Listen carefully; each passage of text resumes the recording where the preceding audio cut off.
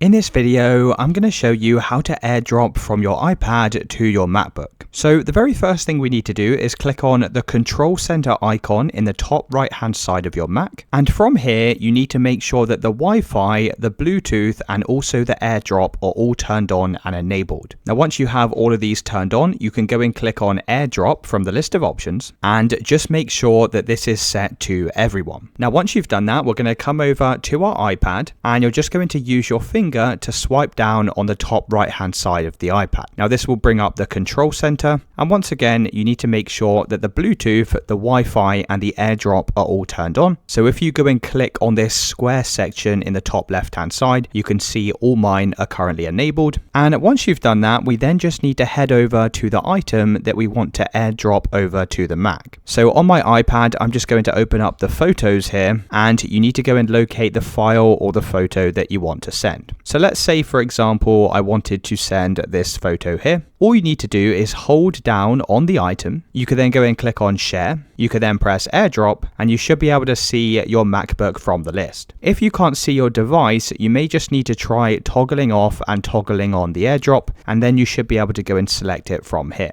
Now, once you've selected your device, you'll need to go and accept that request on your Mac. Now, I've already sent things in the past, so it's just going to automatically send across, but you may see a notification in the top left-hand side, and you'll just need to go and accept it on your MacBook. Now, once it's been sent, you can go and click on your Downloads folder in the bottom right-hand side of the screen, and this is where you'll find the file that you just AirDropped. And it's as simple as that, guys. Let me know in the comments if you found this video helpful.